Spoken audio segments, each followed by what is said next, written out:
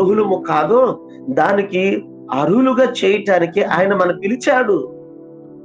కృప అని మనం అన్నప్పుడు, ఆలోచన చేసినప్పుడు అసలు కృప అంటే ఏంటి అని మనం ఆలోచన చేస్తే, సాధారణంగా కృప కొరకు చాలా డెఫినేషన్ ఇవ్వబడింది.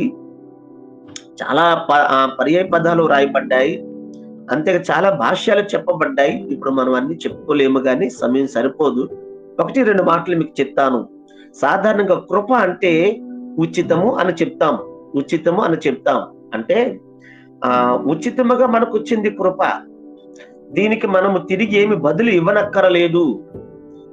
దేనికైతే మనం అర్హులము కాదో అది పొందుకోవటానికే దేవుడు మనకు కృపనిచ్చాడు. వాస్తవానికి దేవుని పిల్లలమయ్యే అర్హత మనకు లేదు. కానీ ఆయన మనకు కల్పించాడు.